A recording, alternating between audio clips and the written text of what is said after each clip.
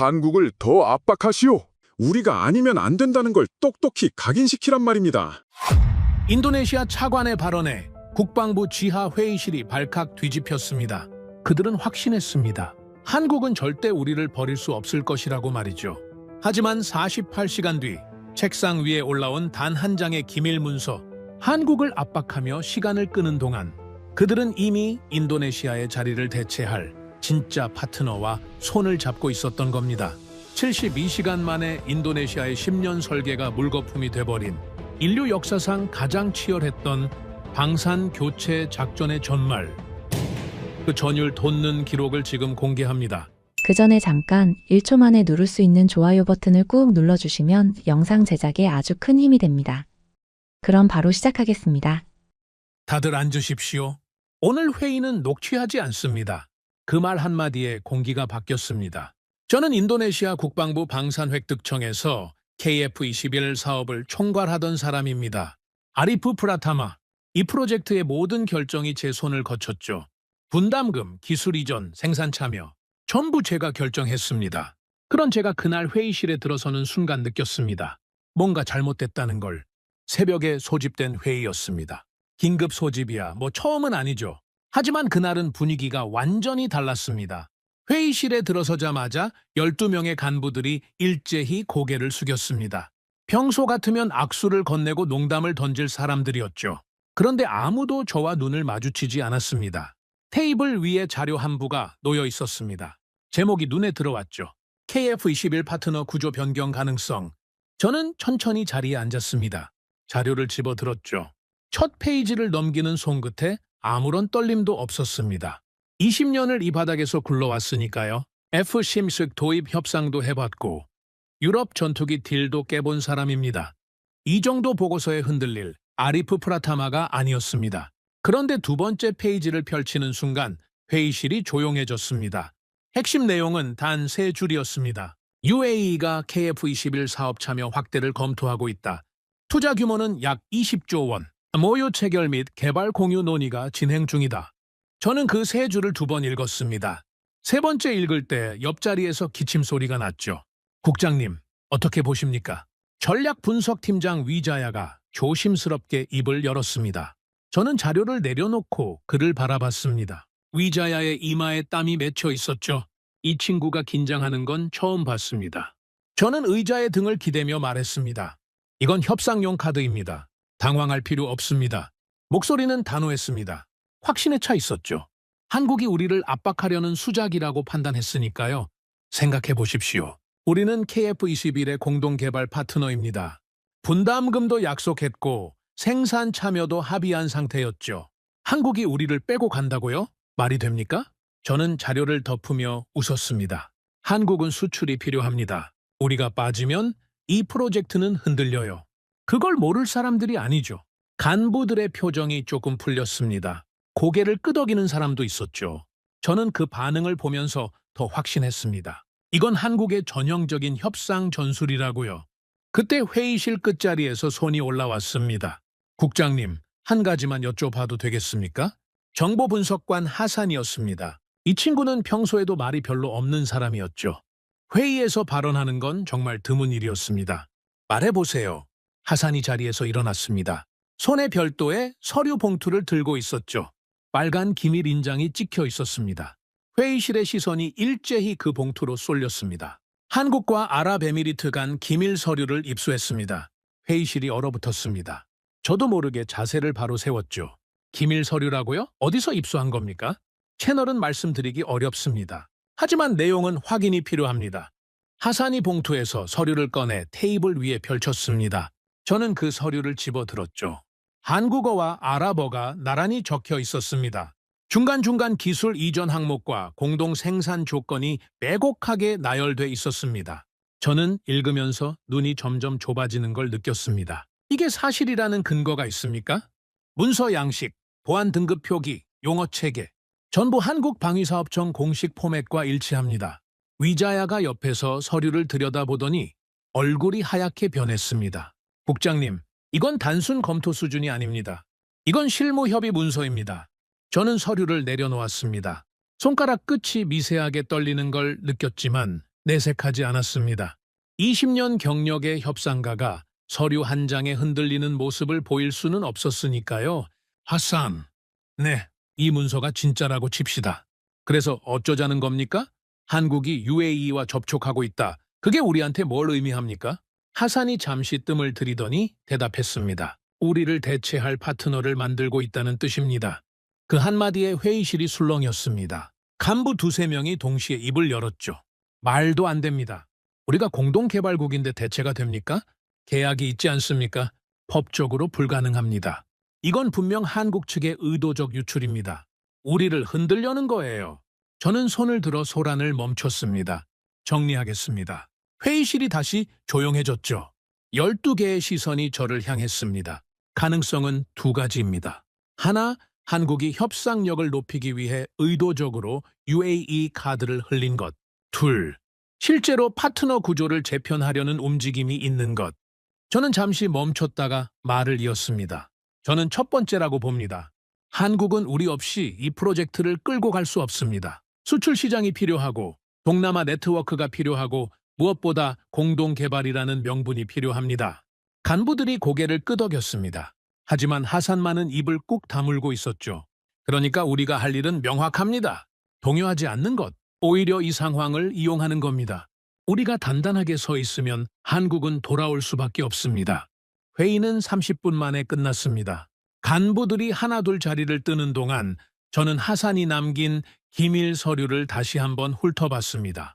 공동생산, 기술 공유, 투자 구조, 한 줄 한 줄이 너무 구체적이었습니다.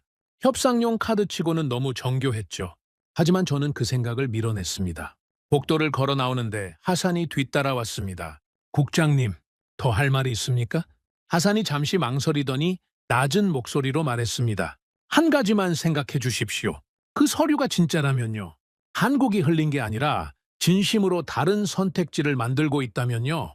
그때 우리는 어떻게 됩니까? 저는 걸음을 멈췄습니다. 하산을 돌아봤죠? 이 친구의 눈이 진지했습니다.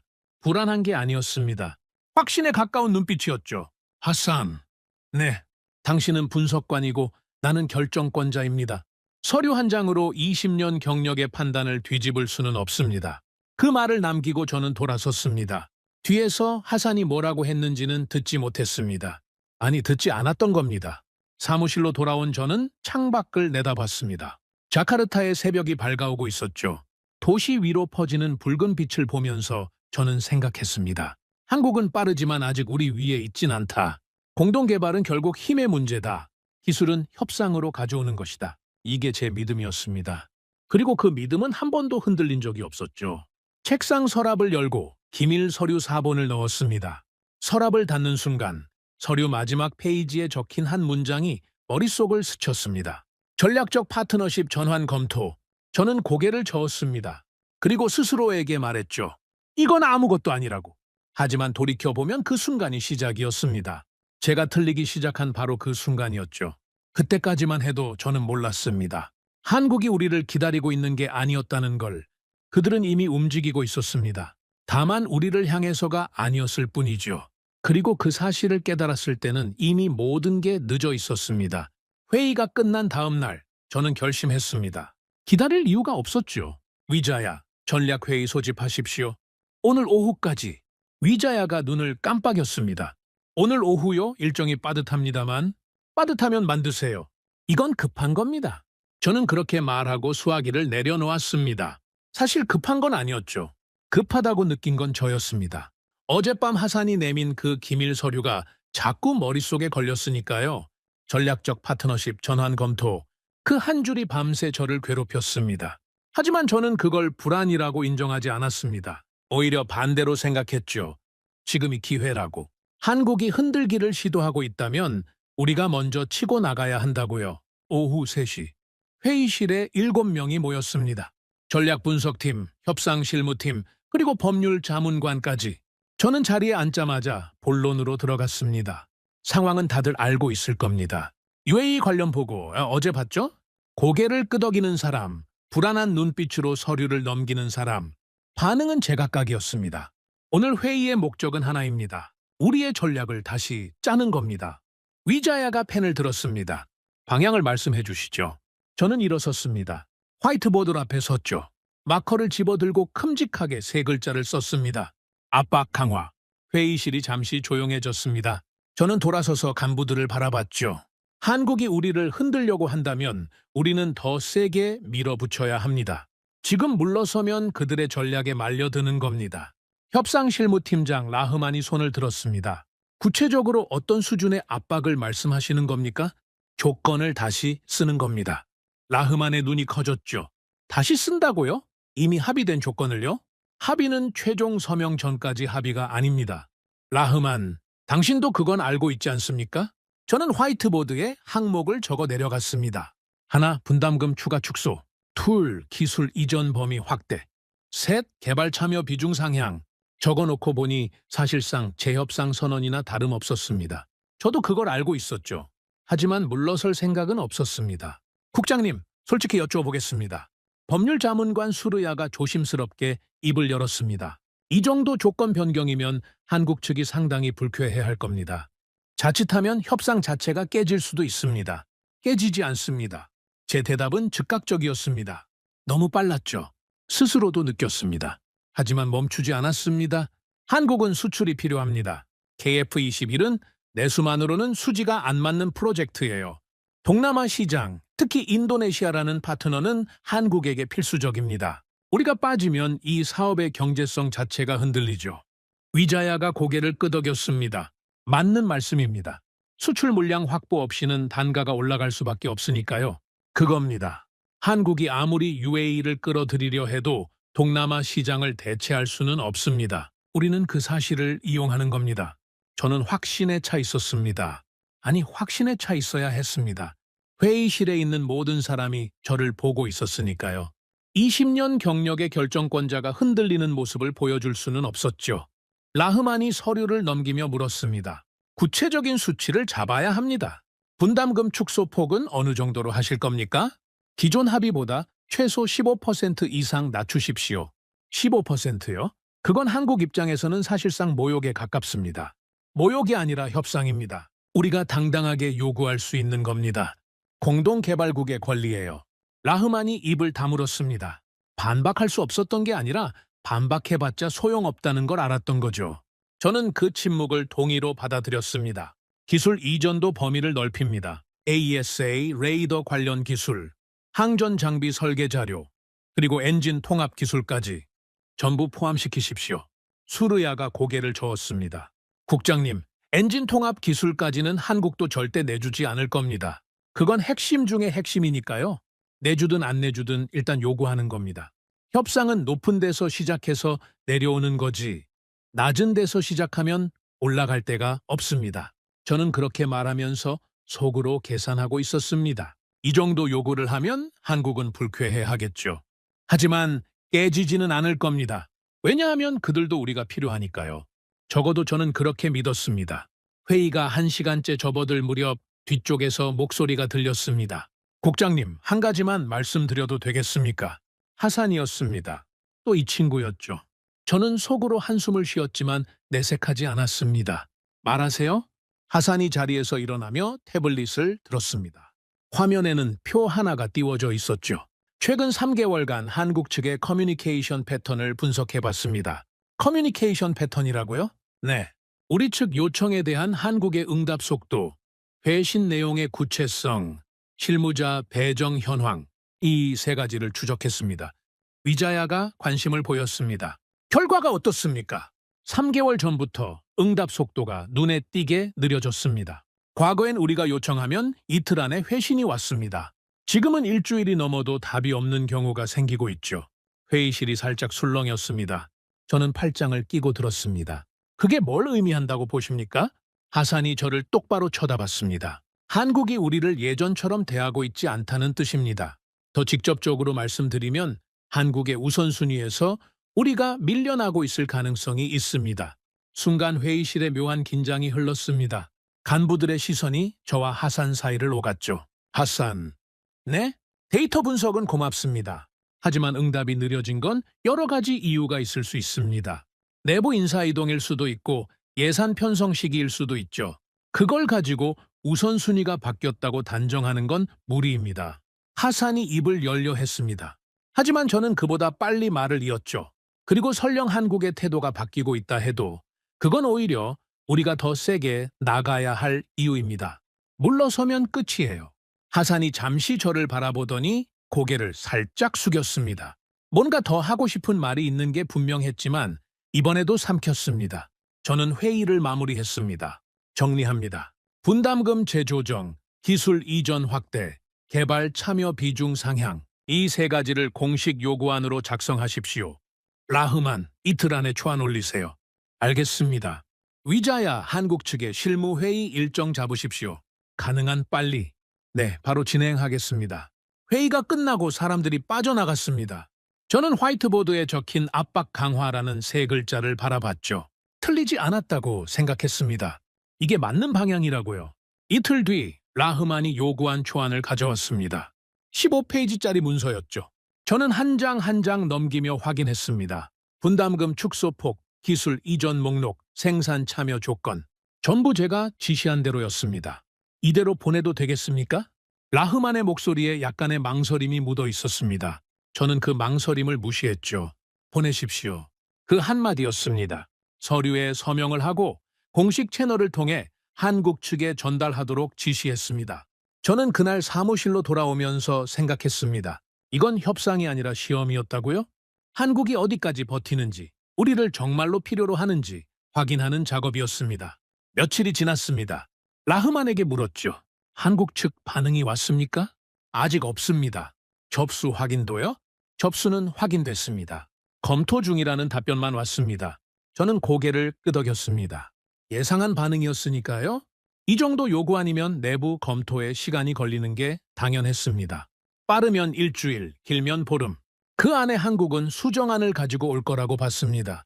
다소 불쾌한 표정을 하겠지만 결국은 협상 테이블에 앉을 거라고요. 일주일이 지났습니다. 답이 없었습니다. 보름이 지났습니다. 여전히 답이 없었죠. 위자야가 보고를 올렸습니다. 국장님, 한국 측에서 실무회의 일정을 잡자고 했는데 아직 확정을 안 해주고 있습니다. 이유가 뭡니까? 내부 일정 조율 중이라고만 합니다. 저는 책상을 두드렸습니다. 내부 일정 조율이 보름이나 걸립니까? 위자야가 대답하지 못했습니다. 저도 그 침묵의 의미를 느꼈죠. 하지만 인정하고 싶지 않았습니다. 다시 연락하세요. 일정을 잡아달라고. 공식적으로. 알겠습니다. 위자야가 나간 뒤 저는 의자에 깊이 앉았습니다. 창밖을 내다봤죠. 자카르타의 오후 햇살이 눈부셨습니다. 하지만 머릿속은 어두웠습니다. 하산의 말이 떠올랐습니다. 한국의 우선순위에서 우리가 밀려나고 있을 가능성이 있습니다. 저는 고개를 저었습니다. 아닙니다. 밀려나는 게 아니라 검토하는 겁니다. 이 정도 요구아니면 신중해지는 게 당연하죠. 한국은 합리적인 나라니까요. 그날 저녁 집에 돌아와서도 계속 생각했습니다. 20년간 협상을 해오면서 상대가 침묵하는 경우를 여러 번 봤습니다. 대부분은 두 가지 중 하나였죠. 받아들일 수 없어서 고민하거나 역제안을 준비하거나. 하지만 이번 침묵은 좀 달랐습니다. 설명하기 어려웠습니다. 뭐랄까, 고민하는 침묵이 아니었습니다. 관심이 없는 침묵이었달까요? 저는 그 생각을 또 밀어냈습니다. 아리프 프라타마답지 않은 생각이라고, 약해지는 거라고. 다음 날 아침 사무실에 출근하자마자 하산이 찾아왔습니다. 국장님, 시간 되십니까? 무슨 일입니까? 하산이 문을 닫고 들어왔습니다. 얼굴이 심각했죠. 한국 측 동향을 계속 모니터링하고 있었습니다. 한 가지 특이한 움직임이 포착됐습니다. 말해보세요. 한국이 UAE에 미사일 시스템을 제공한 것으로 확인됐습니다. 조건 없이 긴급 대응 차원에서 즉각 실행한 것으로 보입니다. 저는 멈췄습니다. 조건 없이요? 네. 별도의 계약이나 교환 조건 없이 지원한 겁니다. 그게 KF-21과 무슨 관계가 있습니까? 하산이 한 발 다가왔습니다. 직접적인 관계는 아직 확인되지 않았습니다. 하지만 흐름을 보십시오. 기밀 서류, 응답 속도 저하, 그리고 이제 UAE에 대한 무조건적 군사 지원. 이건 하나하나 따로 보면 아무것도 아닐 수 있습니다. 하지만 전부 이어서 보면 방향이 보입니다. 무슨 방향입니까? 하산이 저를 똑바로 쳐다봤습니다. 한국은 신뢰를 쌓고 있는 겁니다. 우리한테가 아니라 UAE한테요. 그 말을 듣는 순간 가슴 한쪽이 서늘해지는 걸 느꼈습니다. 하지만 저는 표정을 바꾸지 않았습니다. 하산, 정황만으로 결론을 내리지 마십시오. 당신은 분석관이에요? 팩트를 가져오세요. 하산이 고개를 숙였습니다. 알겠습니다. 하산이 나간 뒤 저는 한동안 움직이지 못했습니다. 책상 위에 놓인 요구안 4번을 내려다봤죠. 분담금 축소, 기술 이전 확대, 참여 비중 상향. 제가 직접 설계한 전략이었습니다. 그런데 이상한 생각이 스쳤습니다. 우리는 조건을 올리고 있는데 한국은 다른 나라에 조건 없이 베풀고 있다. 우리는 압박하고 있는데 한국은 신뢰를 만들고 있다. 같은 시간, 같은 프로젝트를 두고 완전히 반대 방향으로 움직이고 있었던 겁니다. 저는 고개를 저었습니다. 아닙니다. 이건 한국의 전략일 뿐이에요. 우리를 불안하게 만들어서 양보를 끌어내려는 겁니다. 여기서 흔들리면 지는 겁니다. 저는 수화기를 들었습니다. 라흐만 요구한 수정 없이 그대로 유지합니다. 한국이 답을 할 때까지 기다리십시오. 우리가 먼저 움직이면 안 됩니다. 알겠습니다, 국장님. 전화를 끊고 저는 의자에 깊이 파묻혔습니다. 이건 시험이었습니다. 한국이 어디까지 버티는지 보자는 것이었죠. 그리고 우리는 그 선택을 했습니다. 하지만 돌이켜보면 시험을 당하고 있었던 건 우리였습니다. 한국이 우리를 시험한 게 아니었습니다. 우리가 스스로를 시험하고 있었던 거죠. 틀린 판단을 끝까지 밀어붙일 수 있는지, 현실을 외면할 수 있는지, 자존심을 진실보다 위에 놓을 수 있는지. 그리고 저는 그 시험에서 모든 오답을 골랐습니다. 한국의 답은 단순했습니다. 너무 단순해서 이상했죠. 검토하겠습니다. 그 한마디였습니다. 우리가 보름을 기다렸는데 돌아온 건 고작 4글자였습니다. 분담금 재조정, 기술 이전 확대, 개발 참여 비중 상향. 15페이지짜리 공식 요구안을 보냈는데 한국이 보내온 회신은 단 한 줄이었습니다. 제출하신 요구안에 대해 내부 검토를 진행하겠습니다. 저는 그 회신을 읽고 가만히 앉아 있었습니다. 라흐만이 조심스럽게 물었죠. 국장님, 어떻게 해석하십니까? 시간을 끄는 겁니다. 제 대답은 짧았습니다. 그리고 틀렸습니다. 하지만 그때는 몰랐죠. 한국이 내부적으로 우리 요구안을 놓고 논쟁 중일 겁니다. 수용파와 거부파가 갈리겠죠. 시간이 걸리는 건 당연합니다. 라흐만이 고개를 끄덕였습니다. 하지만 그 끄덕임이 평소와 달랐습니다. 확신이 아니라 체념에 가까웠죠. 저는 그걸 눈치챘지만 무시했습니다. 그로부터 일주일이 더 지났습니다. 아무 일도 일어나지 않았습니다. 한국 측에서 추가 연락이 없었습니다. 실무회의 일정도 잡히지 않았죠. 우리가 먼저 연락하면 똑같은 답이 돌아왔습니다. 검토 중입니다. 2번째 들었을 때는 이해했습니다. 3번째 들었을 때는 짜증이 났죠. 4번째 들었을 때는 뭔가 다른 감정이 올라왔습니다. 그건 불안이었습니다. 하지만 저는 그걸 불안이라고 부르지 않았습니다. 분노라고 불렀죠. 한국이 지금 우리를 무시하는 겁니까? 위자야에게 소리를 높인 건 그때가 처음이었습니다. 위자야가 움찔했죠. 무시라기보다는 의도적으로 시간을 끄는 것 같습니다. 의도적으로? 무슨 의도입니까? 그건 저도 정확히 판단하기 어렵습니다. 저는 책상을 쳤습니다. 판단하기 어려우면 알아내십시오. 그게 당신 일 아닙니까? 위자야가 입을 다물었습니다. 저도 내가 너무 감정적이었다는 걸 알았습니다. 하지만 사과하지 않았죠. 사과하면 흔들리는 겁니다. 흔들리면 지는 거예요. 그날 오후 긴급 내부 회의가 소집됐습니다. 이번에는 제가 소집한 게 아니었습니다. 차관보 직속으로 내려온 지시였죠. 회의실에 들어서니 분위기가 심상치 않았습니다. 차관보 아흐마드가 상석에 앉아 있었고 양쪽으로 간부들이 줄지어 앉아 있었습니다. 저는 지정된 자리에 앉으며 눈치를 살폈습니다.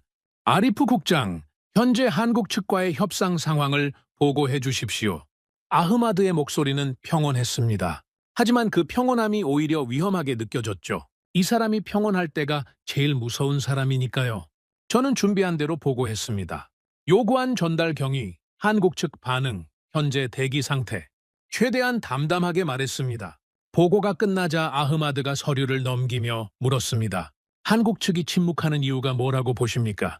내부 검토에 시간이 걸리는 것으로 판단합니다. 우리 요구안의 수준이 높기 때문에 쉽게 답을 내리기 어려울 겁니다.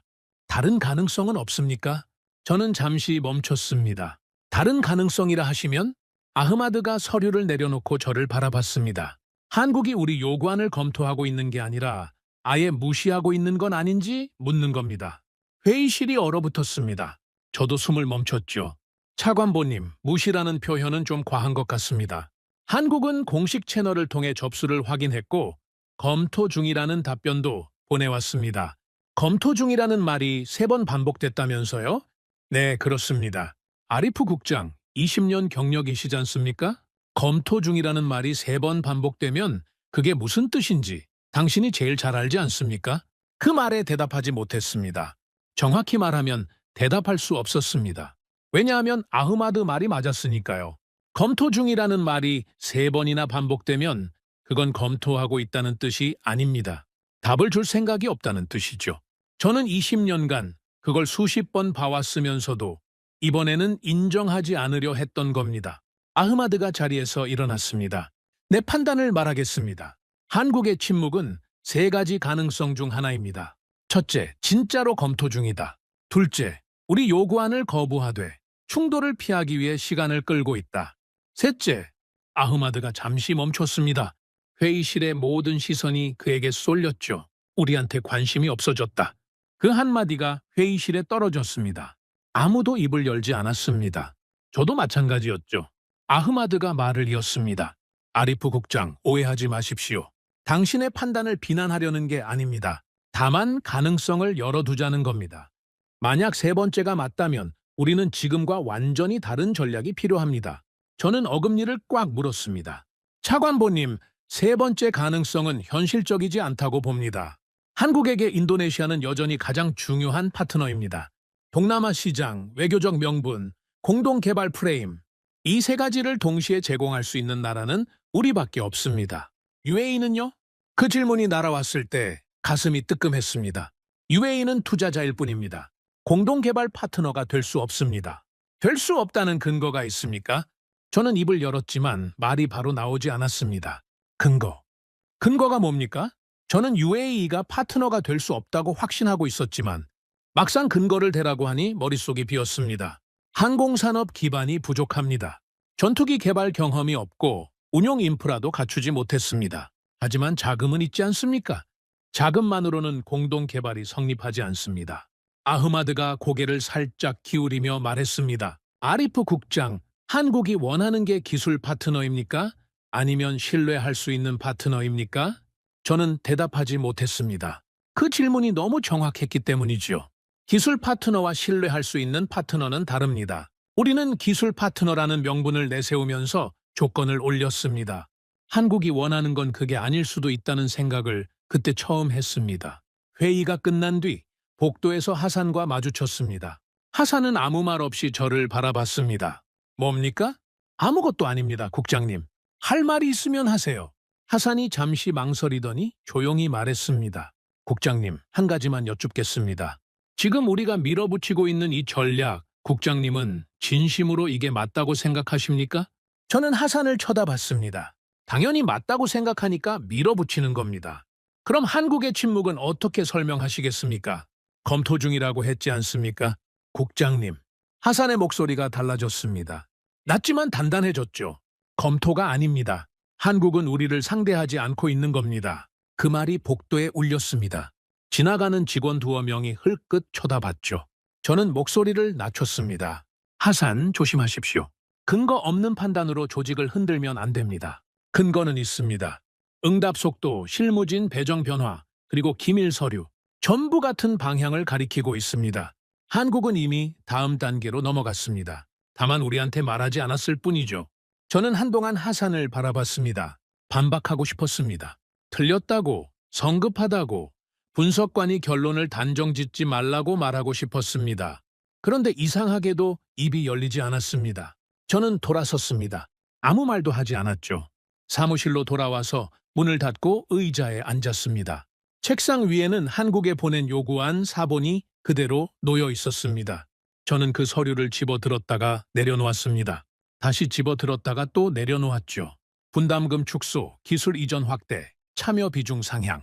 제가 직접 설계한 전략이었습니다. 틀리지 않았다고 생각했습니다. 아니, 틀리면 안 됐습니다. 하지만 한 가지 부정할 수 없는 사실이 있었습니다. 한국은 아무것도 하지 않았습니다. 반박도 없었고, 역제안도 없었고, 분노도 없었습니다. 그냥 조용했습니다. 마치 우리가 보낸 요구안을 읽지도 않은 것처럼. 그리고 그 침묵이 저를 흔들기 시작했습니다. 분노로 맞받아치는 상대는 두렵지 않습니다. 역제안을 들고 나오는 상대도 대처할 수 있죠. 하지만 아무 반응도 없는 상대는 다릅니다. 그건 무시가 아닙니다. 그건 이미 다른 곳을 보고 있다는 뜻이죠. 저는 창밖을 내다봤습니다. 자카르타의 저녁이 내려앉고 있었습니다.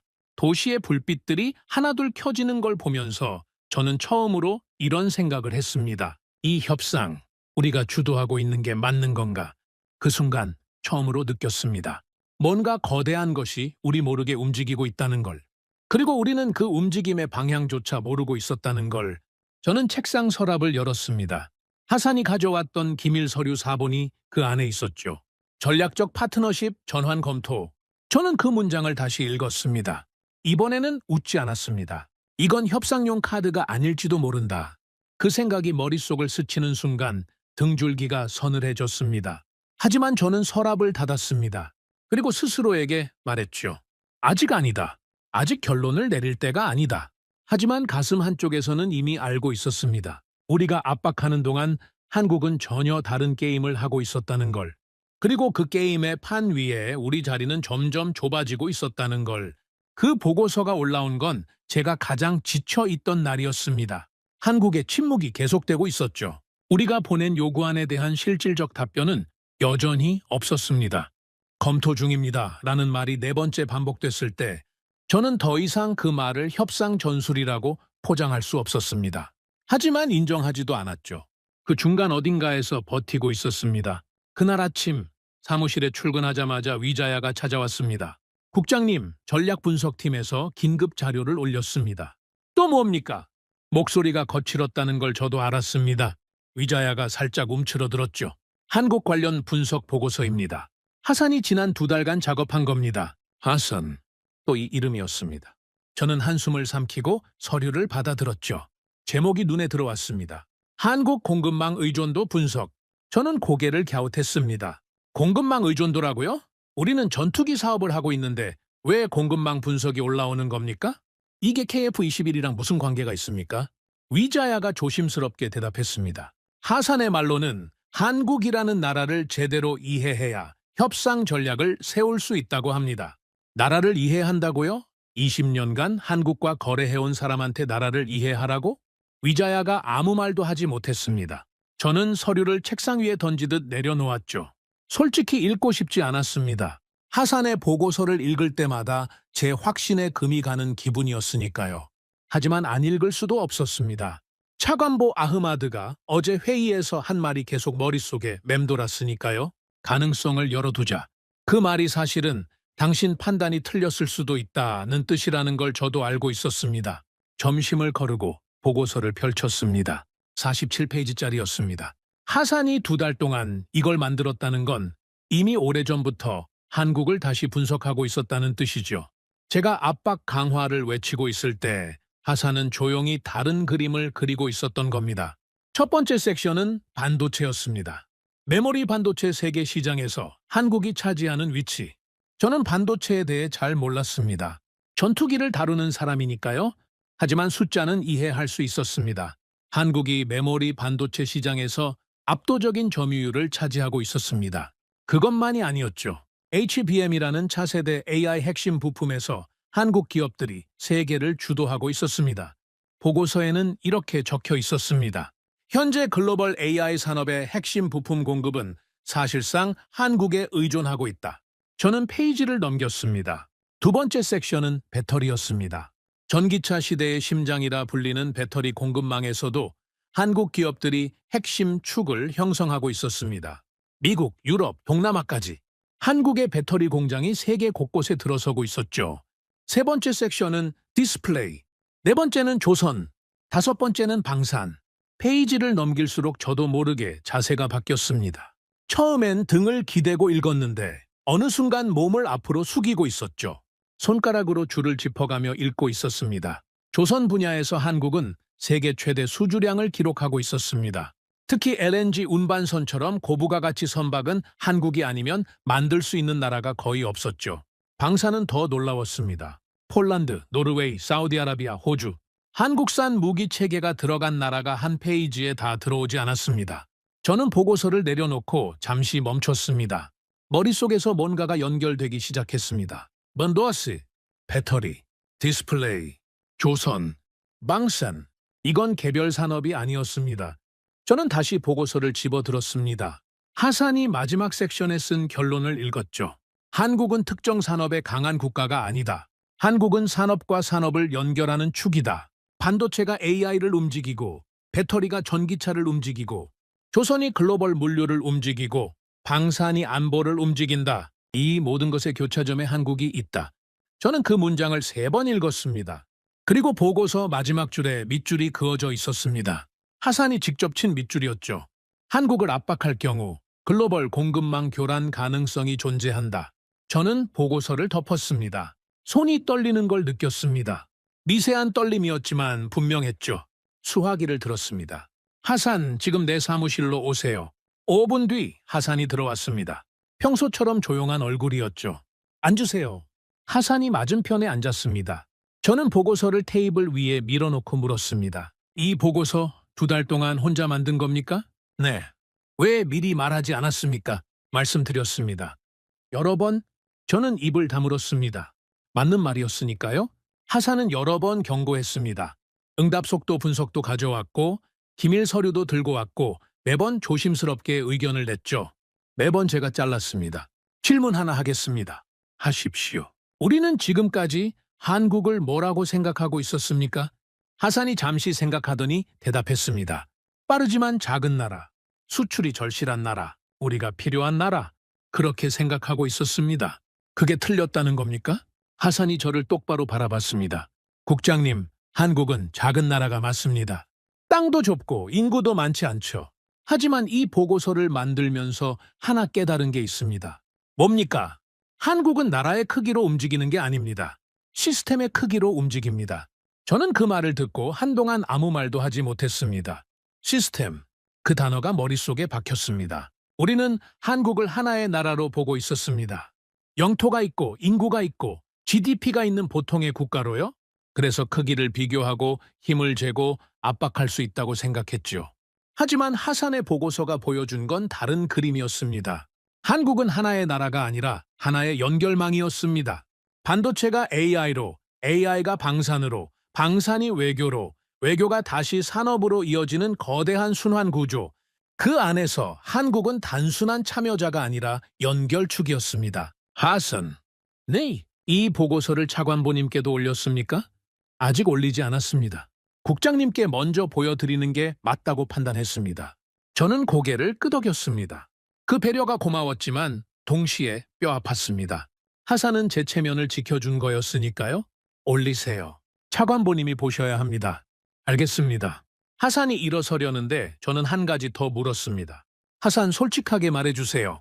우리가 한국에 보낸 요구안, 한국이 어떻게 봤을 것 같습니까? 하산이 멈췄습니다. 잠시 고민하더니 입을 열었죠. 솔직히 말씀드리겠습니다. 그래요. 아마 한국은 우리 요구안을 보고 확인했을 겁니다. 뭘 확인했다는 겁니까? 인도네시아는 함께 갈 파트너가 아니라는 걸. 그 말이 사무실에 울렸습니다. 저는 의자 등받이에 기대며 천장을 올려다봤습니다. 나가보세요. 하산이 조용히 나갔습니다. 문이 닫히는 소리가 났죠. 저는 혼자 남은 사무실에서 한참을 앉아 있었습니다. 보고서가 테이블 위에 펼쳐져 있었습니다. 47페이지의 숫자와 그래프와 분석이 저를 내려다보고 있었죠. 우리는 무기를 협상하고 있었습니다. 전투기 한 대의 분담금을 깎고 기술 이전 목록을 늘리고 생산 참여 비율을 올리는데 모든 에너지를 쏟고 있었죠. 하지만 한국은 전투기 하나를 만드는 게 아니었습니다.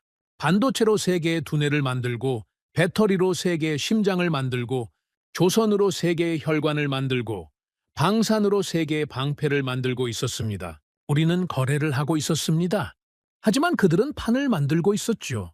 저는 보고서의 마지막 페이지를 다시 펼쳤습니다. 하산이 밑줄 친 그 문장 아래에 작은 글씨로 메모가 적혀 있었습니다. 연필로 쓴 글씨였죠. 공식 보고서에는 포함되지 않은 하산 개인의 메모였습니다. 우리가 상대하고 있던 건 나라가 아니었다. 저는 그 메모를 읽고 한참을 바라봤습니다. 그리고 처음으로 인정했습니다. 우리가 틀렸을 수도 있다고. 전투기 한 대를 놓고 줄다리기를 하는 동안 한국은 세계를 연결하는 시스템을 완성해가고 있었습니다. 우리는 나무 한 그루를 보고 있었고 그들은 숲 전체를 심고 있었던 겁니다. 창밖으로 자카르타의 밤이 내려앉고 있었습니다. 도시의 불빛들이 반짝이고 있었죠. 저는 그 불빛을 보면서 생각했습니다. 한국이라는 나라도 저 불빛처럼 하나하나는 작을지 모릅니다. 하지만 그 작은 불빛들이 모여서 만든 건 어둠 속에서도 길을 찾을 수 있는 거대한 지도였습니다. 그리고 우리는 그 지도 위에서 점점 작아지고 있었습니다. 그날 밤 저는 잠을 이루지 못했습니다. 하산의 보고서가 머릿속에서 떠나지 않았죠. 반도체, 배터리, 디스플레이, 조선, 방산, 한국이라는 나라가 만들어낸 거대한 연결망. 그 그림이 눈을 감아도 보였습니다. 하지만 저를 진짜 괴롭힌 건 다른 거였습니다.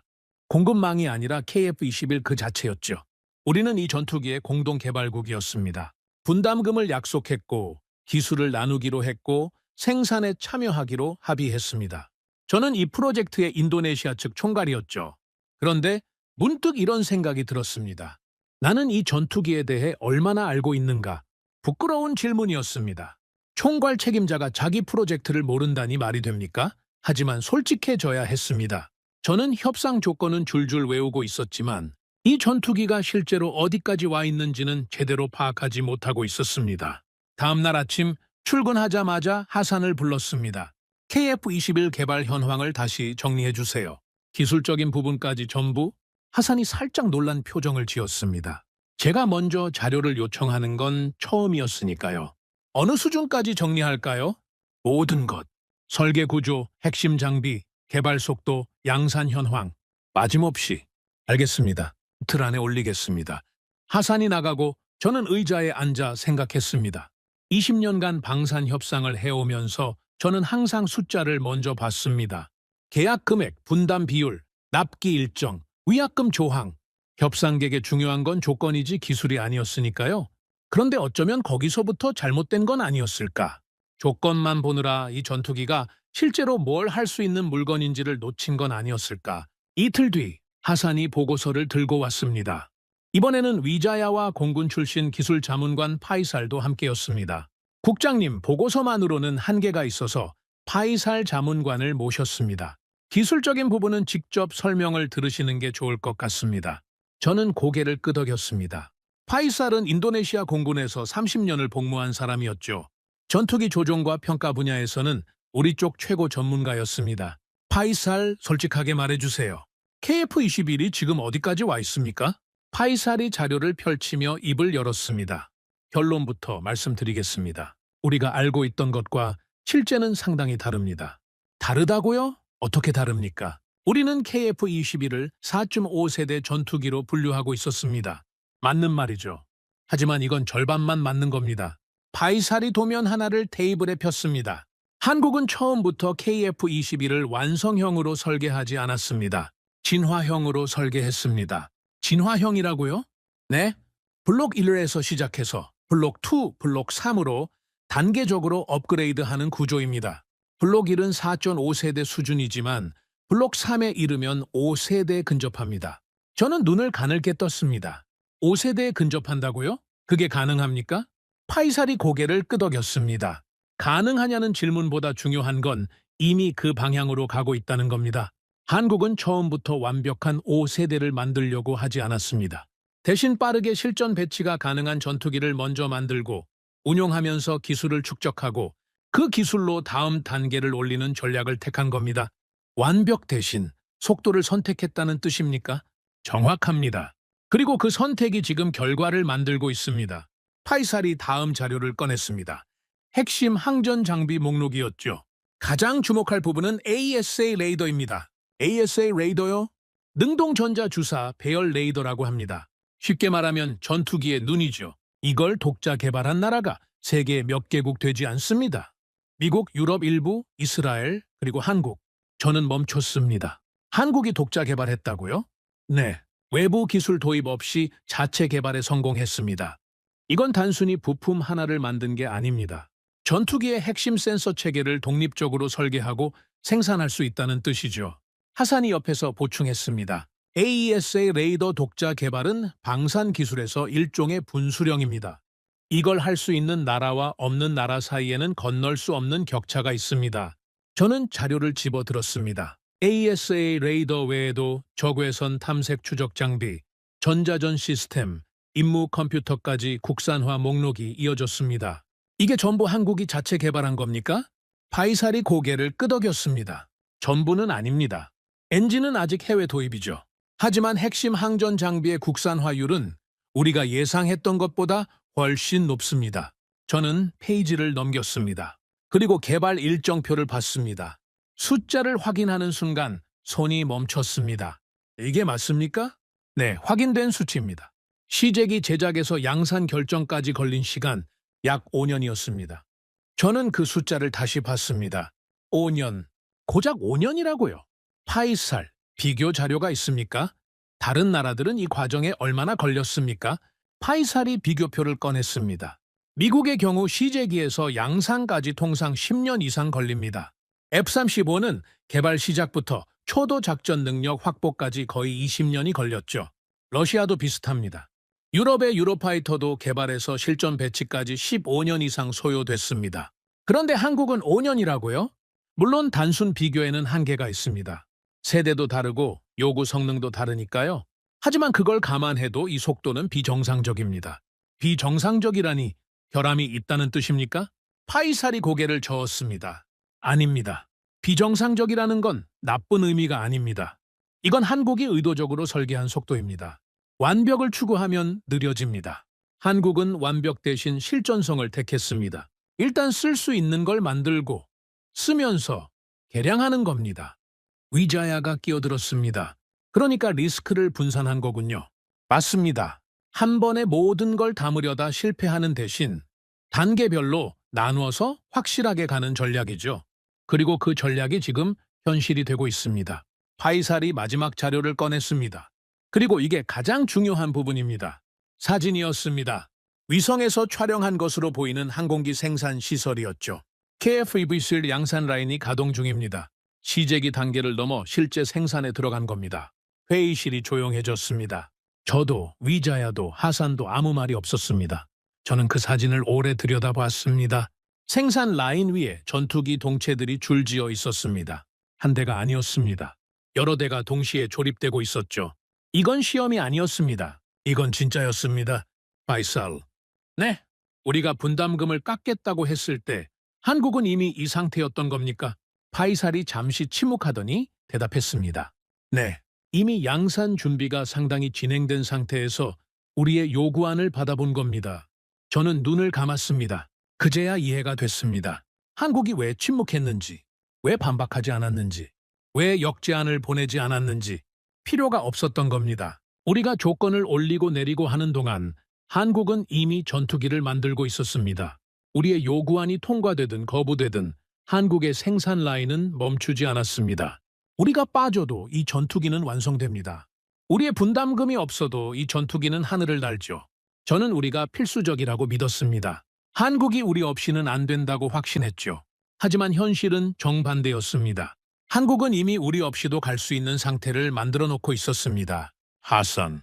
네. 당신이 처음 기밀 서류를 가져왔을 때 이걸 알고 있었습니까? 하산이 고개를 저었습니다. 양산 현황까지는 몰랐습니다. 하지만 방향은 예측하고 있었습니다. 그래서 그렇게 계속 경고했던 겁니까? 경고가 아니라 보고였습니다. 저는 쓴웃음을 지었습니다. 보고였다. 맞는 말이죠? 하산은 자기 역할을 했습니다. 분석관으로서 데이터를 모으고 정황을 읽고 결론을 제시했습니다. 그걸 무시한 건 제가 했던 겁니다. 파이살, 마지막으로 하나만 물어보겠습니다. 말씀하십시오.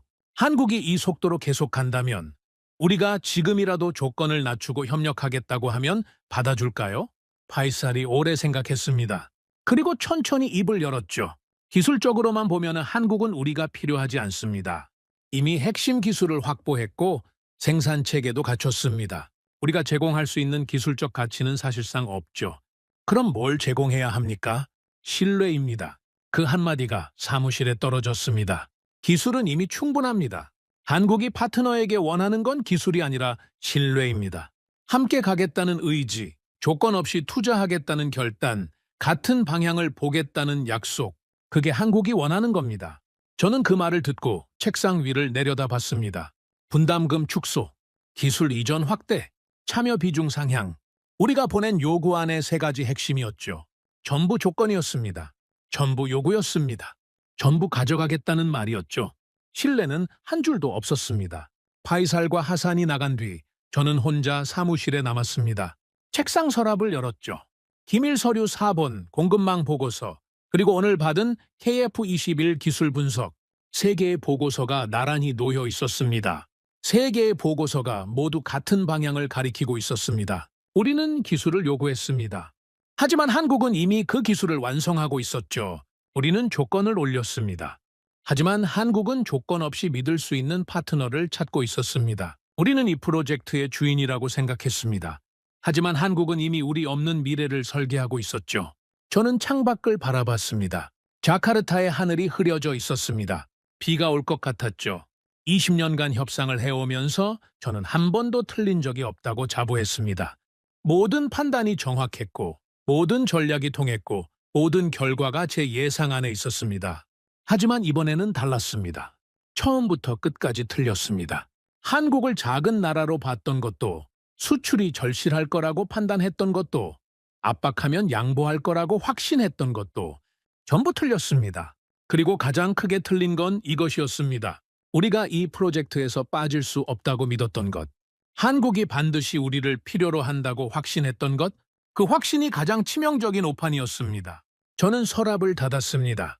그리고 처음으로 스스로에게 말했습니다. 우리가 틀렸다. 입 밖으로 내뱉으니 생각보다 담담했습니다. 분노도 아니었고 슬픔도 아니었습니다. 그냥 무력했습니다. 20년의 경험이 아무 소용이 없었다는 사실이 저를 짓누르고 있었죠. 하지만 진짜 무서운 건 따로 있었습니다. 틀렸다는 걸 알면서도 아직 방향을 바꿀 수 없었다는 겁니다. 요구안은 이미 전달됐고 조직은 제 전략을 따르고 있었고 차관보까지 보고가 올라간 상태였습니다. 지금 와서 제가 틀렸습니다 라고 말할 수 있겠습니까? 20년 경력의 총괄 책임자가 저는 할 수 없었습니다. 그리고 그 할 수 없음이 우리를 더 깊은 곳으로 끌고 들어갔습니다. 틀렸다는 걸 알면서도 멈출 수 없는 사람. 그게 그때의 저였습니다. 이미 알고 있었습니다. 우리의 전략이 잘못됐다는 걸, 한국이 우리를 기다리고 있지 않다는 걸, KF21은 우리 없이도 하늘을 날 수 있다는 걸, 파이살의 보고, 하산의 분석, 양산 라인 사진까지 모든 증거가 제 눈앞에 있었습니다. 하지만 방향을 바꾸지 못했습니다. 아니, 바꾸지 않았습니다. 이유는 단순했죠. 자존심이었습니다. 20년 경력의 총괄 책임자가 자기 전략을 스스로 뒤집는다? 그건 경력의 끝을 의미하는 거였습니다. 적어도 저는 그렇게 생각했죠. 그래서 더 밀어붙였습니다. 더 세게, 더 단호하게. 아침 회의에서 저는 선언했습니다. 요구한 철회는 없습니다. 한국이 답을 줄 때까지 기다립니다. 우리가 먼저 물러서는 일은 없을 겁니다. 라흐만이 조심스럽게 물었죠. 국장님, 추가 압박을 검토해야 하지 않겠습니까? 한국이 계속 침묵하면 우리만 시간을 허비하는 셈입니다. 추가 압박이요? 어떤 종류의 압박을 말하는 겁니까? 예를 들면 유럽 전투기 도입 검토를 공식 발표하는 겁니다. 한국에게 우리도 대안이 있다는 걸 보여주는 거죠. 나쁘지 않은 생각이었습니다. 아니, 솔직히 말하면 이미 제 머릿속에도 있던 생각이었죠. 한국이 UAE를 카드로 쓴다면 우리도 유럽을 카드로 쓸 수 있다. 협상은 결국 대안의 싸움이니까요. 진행하세요. 다만 공식 발표까지는 가지 마세요. 언론에 흘리는 수준으로. 한국이 알아차릴 정도면 됩니다. 알겠습니다. 라흐만이 나갔습니다. 위자야만 남았죠. 국장님, 한 가지 보고 드릴 게 있습니다. 뭡니까? 위자야의 표정이 묘했습니다. 말해야 할지 말지 고민하는 얼굴이었죠. 말하세요, 위자야. 요즘 다들 왜 이렇게 뜸을 들입니까? 한국이 움직였습니다. 저는 자세를 바로 했습니다. 움직였다고요? 어떻게? 우리한테가 아닙니다. 그 한마디에 사무실 공기가 바뀌었습니다. 저는 위자야를 똑바로 쳐다봤죠. 어디한테 움직인 겁니까? UAE입니다. 또 UAE였습니다. 저는 이를 악물었습니다. 구체적으로 말해보세요. 위자야가 태블릿을 꺼내 화면을 보여줬습니다. 한국이 UAE에 미사일 방어 시스템을 제공한 것으로 확인됐습니다. 미사일 방어 시스템이요? 수출 계약입니까? 그게 아닙니다. 계약이 아닙니다. 계약이 아니면 뭡니까? 긴급 대응 지원입니다. UAE 측의 안보 상황에 대응해서 한국이 즉각적으로 시스템을 제공한 겁니다. 저는 잠시 멈췄습니다. 즉각적으로요? 조건 없이? 네. 별도의 대금 협상이나 교환 조건 없이 지원한 것으로 파악됩니다. 저는 의자에서 일어났습니다. 창가로 걸어갔죠. 자카르타의 하늘을 바라보면서 머릿속을 정리했습니다. 조건 없이. 즉각 실행. 이 두 단어가 계속 머릿속에서 맴돌았습니다. 우리는 분담금을 깎겠다고, 기술을 더 달라고, 참여 비율을 올려달라고 조건을 올리고 있었습니다. 같은 시간에 한국은 다른 나라의 조건 없이 무기를 제공하고 있었죠. 위자야. 네, 이게 KF-21과 연결돼 있다고 보십니까? 위자야가 잠시 고민하더니 대답했습니다. 직접적인 연결은 확인되지 않았습니다. 하지만 방향을 보면 연결되지 않는다고 보기가 더 어렵습니다. 무슨 뜻입니까? 한국은 UAE와 신뢰를 쌓고 있는 겁니다.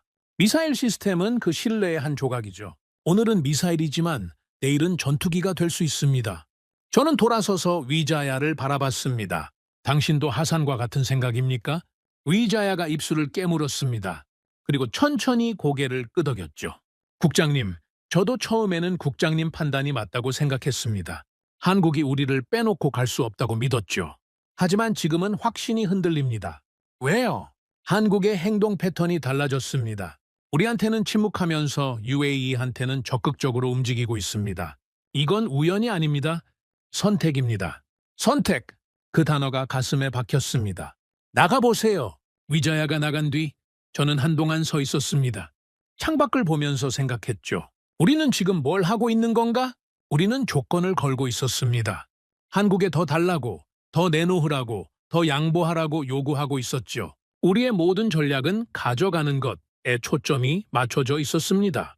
그런데 한국은 정반대로 움직이고 있었습니다. UAE의 미사일 시스템을 조건 없이 제공했습니다. 대가를 요구하지 않았죠? 계약서도, 교환 조건도, 압박도 없었습니다. 그냥 줬습니다. 그리고 그 줬다는 행위가 만들어낸 건 계약보다 강한 것이었습니다. 신뢰였습니다. 저는 그제야 파이살의 말을 떠올렸습니다. 한국이 파트너에게 원하는 건 기술이 아니라 신뢰입니다. 그때는 머리로만 이해했습니다. 하지만 지금은 가슴으로 느꼈죠. 한국은 신뢰를 사고 파는 게 아니라 만들고 있었습니다. 조건 없이 먼저 베풀고 그 베풀미 관계가 되고 관계가 파트너십이 되는 구조. 우리가 계약서 위에서 줄다리기를 하는 동안 한국은 계약서 밖에서 관계를 쌓고 있었던 겁니다. 오후에 하산이 추가 보고를 가져왔습니다. 국장님, UAE 관련 추가 정보입니다. 또 있습니까? UAE가 KF-21 공동개발 참여 확대를 공식적으로 논의하기 시작한 정황이 포착됐습니다. 저는 서류를 받아들었습니다. 손이 떨리지 않았습니다. 이미 예상하고 있었으니까요. 투자 규모는 약 20조 원 수준으로 논의되고 있는 것으로 보입니다. 20조. 저는 그 숫자를 입안에서 굴렸습니다. 20조 원. 우리가 분담금을 깎겠다고 실랑이를 벌이고 있는 동안 UAE는 20조를 들고 문을 두드리고 있었습니다. 하산, 이게 확정된 겁니까? 확정은 아닙니다. 아직 논의 단계죠. 하지만 방향은 분명합니다. 방향이 분명하다. 당신이 제일 좋아하는 표현이죠. 하산이 살짝 웃었습니다. 처음 보는 웃음이었죠. 사실입니다, 국장님. 저는 서류를 내려놓고 하산을 바라봤습니다. 하산, 하나만 물어보겠습니다. 솔직하게 대답해 주세요. 네. 지금 이 순간 우리가 할 수 있는 게 뭡니까? 하산이 오래 생각했습니다. 저는 그 침묵을 기다렸습니다. 이번에는 자르지 않았죠. 이 사람의 말을 끝까지 들어야 한다는 걸 이제는 알고 있었으니까요. 솔직히 말씀드리겠습니다. 그래요. 지금 이 시점에서 우리가 조건을 철회하고 협력 의지를 보여도 한국이 예전처럼 우리를 대할지는 모르겠습니다. 이미 많은 것이 바뀌었으니까요. 그렇다면, 하지만 아무것도 하지 않으면 확실하게 끝납니다. 움직이면 가능성이라도 있죠. 안 움직이면 가능성조차 없습니다. 저는 고개를 끄덕였습니다. 맞는 말이었습니다. 하지만 움직이려면 먼저 해야 할 일이 있었죠. 인정하는 것, 틀렸다고 인정하는 것. 그게 가장 어려웠습니다. 그날 저녁 사무실에 혼자 남아서 생각했습니다. 책상 위에는 서류들이 쌓여 있었습니다. 기밀 서류, 공급망 보고서, KF-21 기술 분석, 미사일 지원 보고, UAE 투자 정황. 전부 같은 이야기를 하고 있었죠. 한국은 우리를 향해 움직이고 있지 않았습니다. 다른 방향으로, 다른 파트너를 향해, 다른 미래를 향해 움직이고 있었습니다. 그리고 그 움직임은 점점 빨라지고 있었죠. 우리는 계속 밀어붙이고 있었습니다.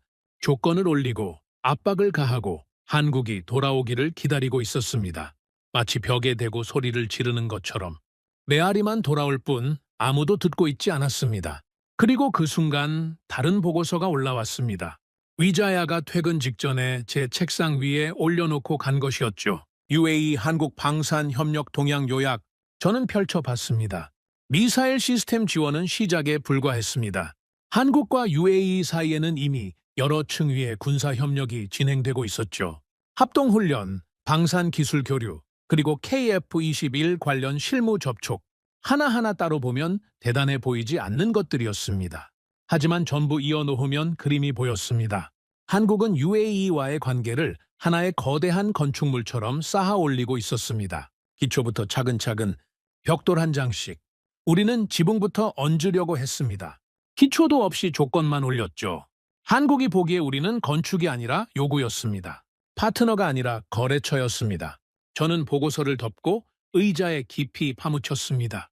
한국이 움직였습니다. 하지만 우리를 향해서가 아니었습니다. UAE를 향해서였죠.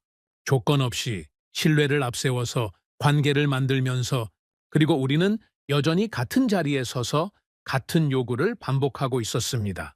그때 저는 처음으로 이런 감정을 느꼈습니다. 분노도 아니고 불안도 아니고 슬픔도 아닌 것.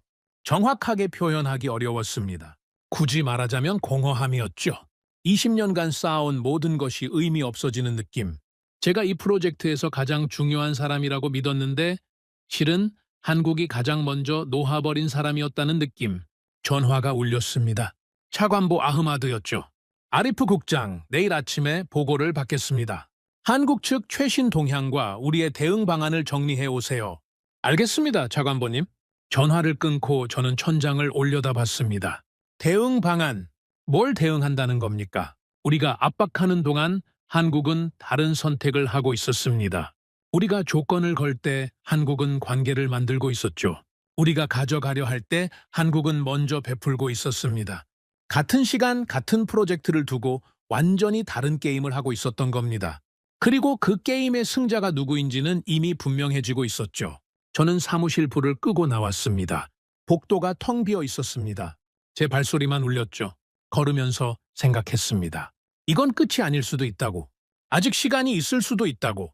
하지만 가슴 한쪽에서는 이미 알고 있었습니다. 우리는 조건을 걸었고 한국은 관계를 만들었습니다. 우리는 압박했고 한국은 선택했습니다. 그 선택의 방향에 우리는 없었습니다. 주차장에 도착해서 채 올라탔습니다. 시동을 걸었지만 출발하지 못했죠. 핸들을 잡은 채 앞을 바라봤습니다. 어두운 주차장에 제 차의 전조등만 켜져 있었습니다. 내일 아흐마드에게 뭐라고 보고해야 합니까? 전략대로 가고 있습니다. 라고 말할 수 있겠습니까? 한국은 곧 돌아올 겁니다. 라고 할 수 있겠습니까? 할 수 없었습니다. 더 이상은 할 수 없었죠. 저는 핸들 위에 이마를 대고 눈을 감았습니다. 한참을 그렇게 있었습니다. 그리고 조용히 중얼거렸죠. 이건 협상이 아니었다. 그 말이 어둠 속에 떠돌았습니다. 맞습니다. 이건 처음부터 협상이 아니었습니다. 한국은 협상을 하고 있지 않았습니다. 파트너를 고르고 있었죠. 그리고 그 과정에서 우리는 스스로를 탈락시키고 있었습니다. 조건을 올릴 때마다, 요구를 추가할 때마다, 압박을 강화할 때마다 우리는 한 발짝씩 밀려나고 있었습니다. 한국이 우리를 밀어낸 게 아니었습니다. 우리가 우리 스스로를 밀어낸 거였죠. 다음 날 아침 차관보실로 향하는 복도가 유난히 길게 느껴졌습니다. 보고 자료는 준비했습니다. 밤새 정리한 거였죠. 한국 측 동향, UAE 관련 정황, 우리의 현재 위치 전부 담았습니다. 하지만 결론을 쓰지 못했습니다. 결론을 쓰려면 인정해야 했으니까요. 우리가 틀렸다는 걸. 차관보실 문 앞에서 잠시 멈췄습니다. 21번 고르고 노크했죠. 들어오세요. 아흐마드가 상석에 앉아 있었습니다. 옆에 하산이 있었죠. 저는 살짝 놀랐습니다. 하산을 따로 부른 건가? 아흐마드가 제 시선을 읽었는지 먼저 말했습니다. 하산 분석관에게도 동석을 요청했습니다. 양쪽 시각을 같이 듣고 싶어서요. 저는 자리에 앉았습니다. 하산과 눈이 마주쳤죠. 하산은 가볍게 고개를 숙였습니다. 아리프 국장, 보고하세요. 저는 준비한 자료를 펼쳤습니다. 현재 상황을 정리하겠습니다. 첫째, 우리가 전달한 요구안에 대해 한국 측은 실질적 답변을 주지 않고 있습니다. 검토 중이라는 답변이 반복되고 있을 뿐이죠. 아흐마드가 고개를 끄덕였습니다. 둘째, 한국은 UAE에 미사일 방어 시스템을 조건 없이 제공했습니다. 계약이 아닌 긴급 대응 차원의 지원이었습니다. 셋째, 저는 잠시 멈췄습니다. 셋째가 가장 어려웠으니까요. 셋째, UAE가 KF-21 공동개발 참여 확대를 논의하고 있는 정황이 포착됐습니다. 약 20조 원 규모의 투자가 검토되고 있는 것으로 보입니다. 아흐마드의 표정이 변하지 않았습니다. 이미 알고 있었다는 뜻이었죠. 결론은 뭡니까? 저는 입을 열었다가 닫았습니다.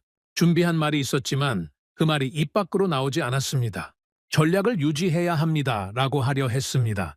하지만 그 말을 하면 스스로도 믿지 않는 거짓말을 하는 셈이었죠. 침묵이 길어졌습니다. 아흐마드가 기다리고 있었습니다. 하산도. 차관보님, 결론을 내리기 전에 확인해야 할 것이 있습니다. 뭡니까? 이 모든 움직임이 실제인지. 한국과 UAE의 접근이 진짜 KF-21 파트너십 재편으로 이어지는 건지 아직 확정된 것은 아무것도 없습니다. 아흐마드가 하산을 바라봤습니다. 하산 분석관, 당신 생각은 어떻습니까? 하산이 자리에서 일어났습니다. 확정된 것은 없습니다. 국장님 말씀이 맞습니다. 저는 살짝 놀랐습니다.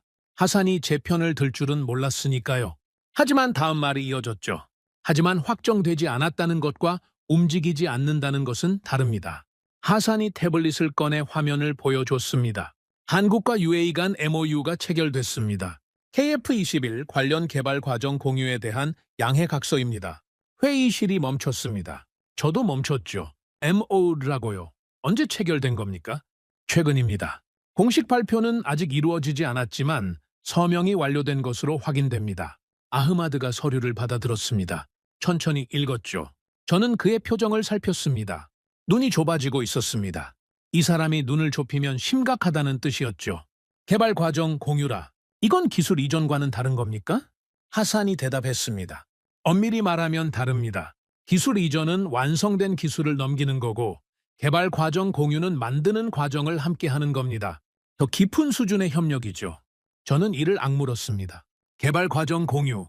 우리가 기술 이전을 요구하며 씨름하고 있는 동안 UAE는 그보다 한 단계 위에 협력을 시작하고 있었습니다. 우리가 완성된 기술을 달라고 소리치는 사이에 그들은 만드는 과정 자체에 함께 들어간 거였죠. 아흐마드가 서류를 내려놓았습니다. 아리프 국장, 네. 이 MO에 대해서 어떻게 생각합니까? 저는 솔직해지기로 했습니다. 더 이상 포장할 수 없었으니까요. 심각하게 받아들여야 한다라고 생각합니다. 아흐마드가 약간 놀란 눈으로 저를 봤습니다. 저도 제가 그런 말을 할 줄 몰랐습니다. 하지만 입에서 나온 이상 돌이킬 수 없었죠. 계속하세요. MOU는 확정이 아닙니다. 하지만 방향입니다. 한국이 UAE와 이 수준의 문서를 교환했다는 건 단순한 탐색이 아닙니다. 최소한 가능성을 열어둔 거죠. 하산이 고개를 끄덕였습니다. 저는 말을 이었습니다. 그리고 그 가능성이 열린 자리에 원래 우리가 있었습니다. 아흐마드가 잠시 침묵했습니다. 그리고 질문했죠. 그럼 지금부터 우리는 뭘 해야 합니까?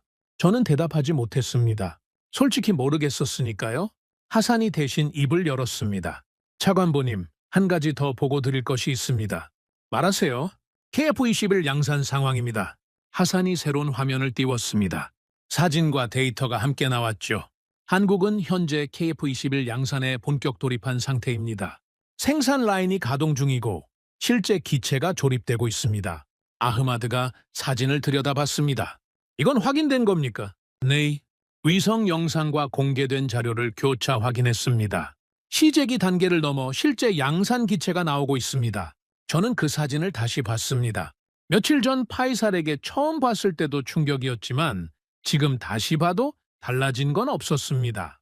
생산 라인 위에 줄지어 있는 전투기 동체들. 한 대도 아니고 여러 대가 동시에 만들어지고 있었죠. 아흐마드가 천천히 말했습니다. 정리해보겠습니다. 한국은 KF-21을 양산하고 있다. UAE와는 개발 과정 공유 MOU를 체결했다. 20조 원 규모의 투자가 논의되고 있다. 그리고 우리에게는 검토 중이라는 답변만 반복하고 있다. 회의실이 조용해졌습니다. 아리프 국장, 이 상황에서 당신의 초기 판단, 한국이 협상용 카드로 UAE를 이용하고 있다는 판단, 아직도 유효하다고 보십니까? 저는 아흐마드를 바라봤습니다. 이 질문에 어떻게 대답하느냐에 따라 제 20년이 결정될 수도 있었습니다. 거짓말을 할 수도 있었죠. 아직 판단을 유보해야 한다고, 더 지켜봐야 한다고 시간을 벌 수도 있었습니다. 하지만 더 이상은 그럴 수 없었습니다. 유효하지 않습니다. 그 한마디를 내뱉는데 20년의 자존심이 필요했습니다. 한국은 협상용 카드를 쓰고 있는 게 아닙니다. 실제로 다른 선택을 하고 있습니다. 아흐마드가 고개를 끄덕였습니다. 놀라지 않았죠? 이미 알고 있었다는 표정이었습니다. 그럼 왜 진작 말하지 않았습니까? 확신할 수 없었습니다. 지금은 확신합니까? 저는 잠시 생각했습니다. 확신이라기보다는 인정하는 겁니다. 모든 정황이 같은 방향을 가리키고 있는데 계속 부정하는 건 판단이 아니라 고집입니다. 아흐마드가 자리에서 일어났습니다. 창가로 걸어가서 밖을 내다봤죠. 아리프 국장, 하나 물어보겠습니다. 네, 한국과 인도네시아, 그리고 한국과 UAE, 이 두 관계의 차이가 뭐라고 생각합니까? 저는 생각하지 않아도 답을 알고 있었습니다. 이미 며칠 전부터 머릿속에서 맴돌던 답이었으니까요. 우리는 요구했고 UAE는 투자했습니다. 아흐마드가 돌아보지 않고 말했습니다. 그것만입니까? 우리는 압박했고 UAE는 신뢰를 보냈습니다. 더 있지 않습니까? 저는 눈을 감았습니다. 그리고 마지막 한마디를 꺼냈죠. 우리는 기술을 가져가려 했고 UAE는 함께 만들겠다고 했습니다. 아흐마드가 천천히 돌아섰습니다. 그겁니다. 그 차이가 지금 이 결과를 만든 겁니다. 회의실에 긴 침묵이 흘렀습니다. 아흐마드가 다시 자리에 앉으며 말했습니다. 하산 분석관. 네? 한국이 UAE를 핵심 파트너로 확정한 겁니까? 아니면 아직 우리에게도 가능성이 있습니까? 하산이 신중하게 대답했습니다. 확정된 것은 아직 없습니다. MOU는 양해각서일 뿐이고 투자 논의도 최종 합의 전입니다. 하지만 흐름은 분명합니다. 한국은 UAE 방향으로 무게를 옮기고 있습니다. 돌이킬 수 있습니까? 하산이 저를 한번 쳐다봤습니다. 그리고 다시 아흐마드를 바라봤죠. 모르겠습니다. 하지만 한 가지는 확실합니다. 지금과 같은 방식으로는 불가능합니다. 아흐마드가 고개를 끄덕였습니다. 아리프 국장, 대통령 방한 일정이 잡혀 있는 거 알고 있죠? 네, 공식 방문이 예정돼 있습니다. 동행하십시오. 동행이요? 네. 한국에 직접 가보세요. 보고서와 사진이 아니라 직접 눈으로 보고 오세요. 한국이라는 나라가 지금 어디에 서 있는지. 저는 잠시 망설였습니다. 차관보님, 저는 협상 담당입니다. 방문 일정에 제가 포함되는 게 적절하겠습니까? 적절하고 안 하고의 문제가 아닙니다. 필요합니다. 당신이 이 프로젝트의 총괄이었고, 당신이 전략을 설계했고, 당신이 판단을 내렸습니다. 그렇다면 현실을 확인하는 것도 당신이 해야 할 일입니다. 반박할 수 없었습니다. 아흐마드의 말이 맞았으니까요. 알겠습니다. 동행하겠습니다. 회의가 끝나고 복도로 나왔습니다. 하산이 옆에서 걸었죠. 한동안 말이 없었습니다. 하산. 네, 당신이 처음 기밀 서류를 가져왔을 때 내가 무시했죠. 하산이 대답하지 않았습니다. 응답 속도 분석을 가져왔을 때도 잘랐고 공급망 보고서를 올렸을 때도 늦게 읽었습니다. 국장님, 그건 아닙니다. 하산, 변명하지 마세요. 당신이 변명할 일이 아닙니다. 저는 걸음을 멈추고 하산을 바라봤습니다. 당신은 처음부터 맞았습니다. 그리고 나는 처음부터 틀렸죠. 하산이 고개를 저었습니다. 국장님이 틀린 게 아닙니다. 20년간의 경험으로 판단하신 거죠. 다만 이번에는 상대가 달랐습니다. 상대가 달랐다? 네. 한국은 우리가 알던 한국이 아니었습니다. 그리고 이 프로젝트는 우리가 경험한 어떤 프로젝트와도 달랐죠. 저는 고개를 끄덕였습니다. 맞는 말이었습니다. 20년간 저는 수많은 협상을 해왔습니다. 상대를 압박하고 조건을 올리고 유리한 결과를 끌어내는 게 제 일이었죠. 그리고 대부분 통했습니다. 하지만 이번에는 통하지 않았습니다. 한국은 압박에 반응하지 않았습니다. 조건에 흔들리지 않았죠. 왜냐하면 한국은 협상을 하고 있지 않았으니까요. 한국은 선택을 하고 있었습니다. 함께 갈 나라를 고르고 있었던 겁니다. 그리고 우리는 그 선택지에서 스스로를 지워가고 있었죠. 사무실로 돌아와서 한국 방문 준비를 시작했습니다. 서류를 정리하고 일정을 확인하고 방문지 목록을 검토했죠. 그런데 손이 멈췄습니다. 방문지 목록에 적힌 곳들을 보면서요. 조선소, 반도체 공정, 그리고 KF-21 생산 라인, 보고서로만 봤던 곳들이었습니다. 숫자와 사진으로만 알던 곳들이었죠. 이제 직접 눈으로 보게 되는 겁니다.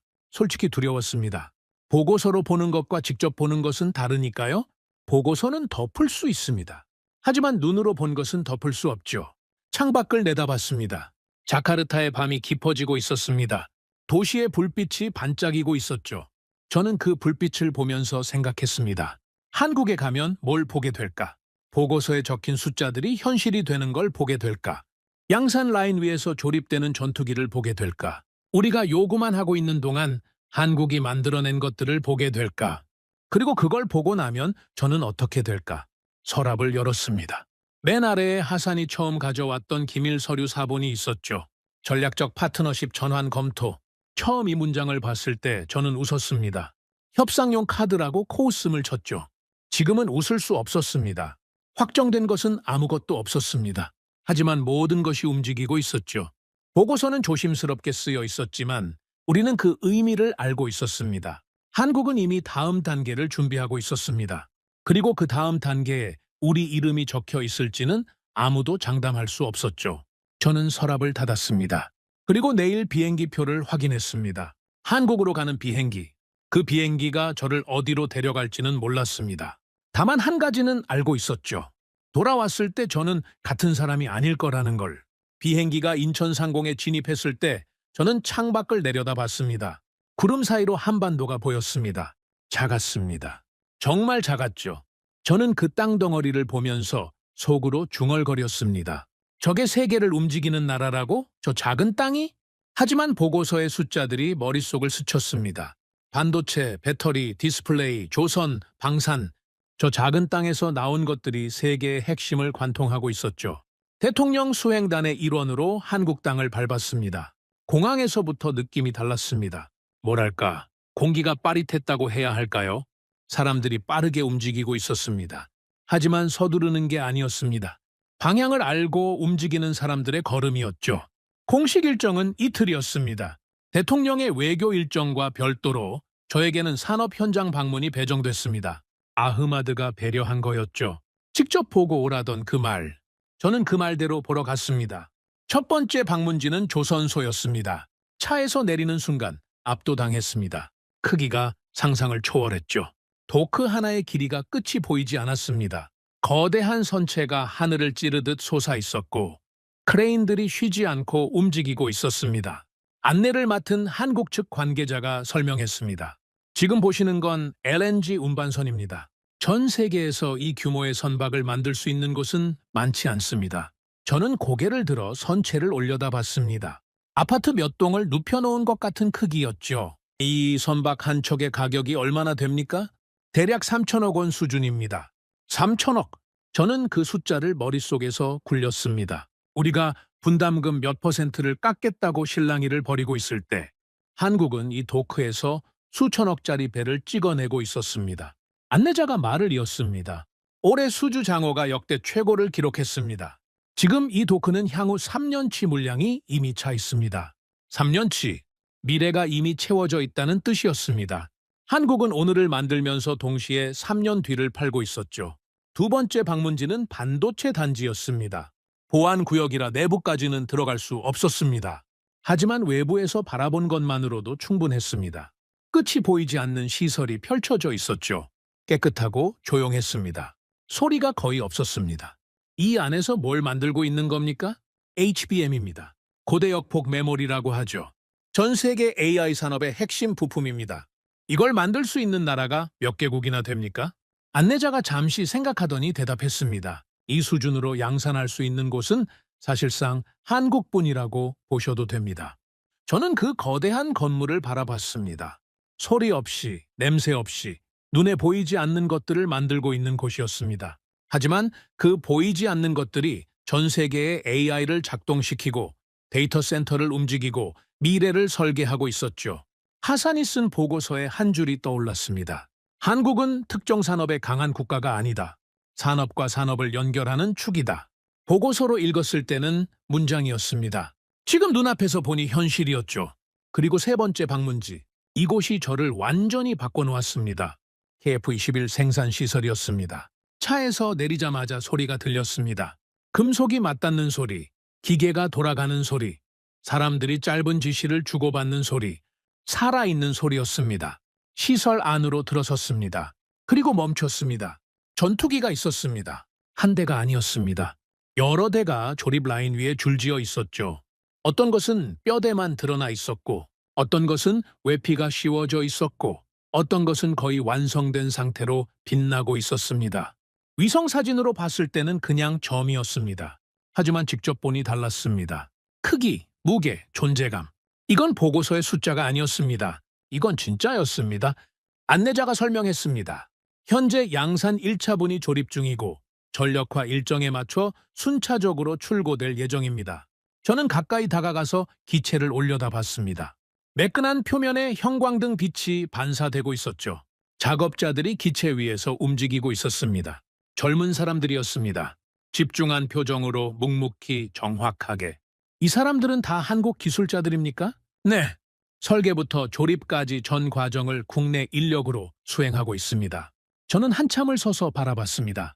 우리가 분담금을 깎겠다고 하고 기술을 더 달라고 하고 참여 비중을 올려달라고 요구하고 있을 때 이 사람들은 여기서 전투기를 만들고 있었습니다. 우리의 요구안을 기다리면서가 아니었습니다. 우리와 상관없이 이미 그들의 계획대로. 안내자에게 물었습니다. 솔직하게 답해 주실 수 있겠습니까? 무엇을요? 인도네시아가 없어도 이 전투기는 완성됩니까? 안내자가 잠시 당황한 표정을 지었습니다. 외교적 답변을 준비하는 눈빛이었죠. 하지만 저는 손을 들어 그를 멈췄습니다. 외교적으로 말하지 않아도 됩니다. 저는 답을 이미 알고 있으니까요. 안내자가 입을 다물었습니다. 대답하지 않았죠. 하지만 그 침묵이 대답이었습니다. 시설을 나와서 채 올라탔습니다. 다음 일정까지 시간이 조금 남아 있었죠. 차가 시내를 통과하고 있었습니다. 창밖으로 거리가 보였습니다. 평범한 거리였습니다. 사람들이 걸어가고 버스가 지나가고 가게 문이 열리고 특별할 것 없는 일상의 풍경이었죠. 그런데 이상하게도 그 풍경에서 눈을 뗄 수가 없었습니다. 횡단보도를 건너는 학생들, 커피를 들고 출근하는 직장인들, 택배를 나르는 배달원, 골목에서 장사를 준비하는 상인. 아무도 특별해 보이지 않았습니다. 영웅도 없었고 천재도 없었죠. 그냥 각자의 자리에서 각자의 일을 하고 있는 보통 사람들이었습니다. 그런데 바로 이 사람들이었습니다. 세계 반도체의 핵심을 만드는 사람들, LNG 운반선을 찍어내는 사람들, AI의 두뇌를 설계하는 사람들, 그리고 전투기를 조립하는 사람들, 전부 이 거리를 걷는 보통 사람들이었습니다. 저는 창에 머리를 기대고 눈을 감았습니다. 이 나라는 협상으로 움직이지 않습니다. 이미 준비된 방향으로만 움직이죠. 조건을 제시하면 검토하겠다고 답하고 압박을 가하면 조용히 다른 길을 찾습니다. 이 나라에게 중요한 건 조건이 아니라 방향이었습니다. 어디로 갈 것인가? 누구와 갈 것인가? 그리고 그 누구를 고를 때 이 나라는 가장 많이 요구하는 쪽이 아니라 가장 깊이 신뢰할 수 있는 쪽을 택했습니다. 호텔에 돌아와서 침대에 앉았습니다. 밤이었죠. 서울의 야경이 창밖으로 보였습니다. 수많은 불빛이 반짝이고 있었습니다. 하나하나는 작았지만 모이면 도시 전체를 밝히는 빛이었죠. 저는 오랫동안 그 불빛을 바라봤습니다. 20년간 협상을 해왔습니다. 조건을 만들고 상대를 압박하고 이익을 계산하는 일. 그래서 이번에도 같은 방식으로 접근했습니다. 한국도 우리와 같은 게임을 하고 있을 거라고 생각했죠. 하지만 한국은 달랐습니다. 우리는 기술을 얻으려 했고 한국은 함께 갈 나라를 선택하고 있었습니다. 우리는 조건을 올렸고 한국은 신뢰를 쌓고 있었죠. 우리는 가져가려 했고 한국은 먼저 내밀고 있었습니다. 같은 프로젝트 안에서 완전히 다른 세계를 살고 있었던 겁니다. 그리고 그 차이를 우리는 너무 늦게 알았습니다. 전화가 울렸습니다. 하산이었죠. 국장님, 어떠십니까? 봤습니다. 어떻던가요? 저는 잠시 침묵했습니다. 하산, 우리가 보고서로 읽었던 것들 있지 않습니까? 숫자들, 그래프들, 분석들. 네, 전부 사실이었습니다. 아니, 사실보다 더했죠. 하산이 조용히 듣고 있었습니다. 이 나라는 멈춰 있지 않았습니다. 우리가 회의실에서 전략을 짜고 조건을 올리고 압박을 설계하는 동안에도 이 나라는 계속 움직이고 있었습니다. 전투기를 만들고 배를 띄우고 반도체를 깎고 있었죠. 국장님, 네, 돌아오시면 할 이야기가 많겠군요. 많습니다. 하지만 가장 중요한 건 하나예요. 뭡니까? 저는 서울의 밤을 바라보며 말했습니다. 우리가 틀렸습니다. 처음부터 끝까지. 전화를 끊고 저는 창가에 서서 한참을 바라봤습니다. 저 불빛 아래에서 내일도 누군가는 반도체를 설계할 겁니다. 누군가는 전투기 날개를 조립하겠죠. 누군가는 배에 용고를 놓을 거고, 누군가는 배터리 셀을 검사할 겁니다. 조용하게, 묵묵하게. 그들이 늘 해왔던 방식대로 한국은 협상하지 않습니다. 선택합니다. 기술을 지키고 신뢰를 쌓고 함께 갈 나라만을 골라서 앞으로 나아갑니다. 그리고 그 앞에서 우리는 너무 오래 잘못된 자리에 서 있었습니다. 한국은 협상하지 않습니다. 그들은 자신들과 함께할 나라를 선택할 뿐입니다. 오늘의 사연은 여기까지입니다. 구독과 좋아요는 영상 제작에 아주 큰 힘이 됩니다. 지금까지 감동테라스 저는 소희였습니다. 오늘도 우리 구독자님들의 가정에 따뜻한 행복이 가득하시길 진심으로 바라겠습니다. 긴 영상 끝까지 시청해주셔서 정말 감사합니다. 내일 더 좋은 이야기로 찾아뵙겠습니다. 감사합니다.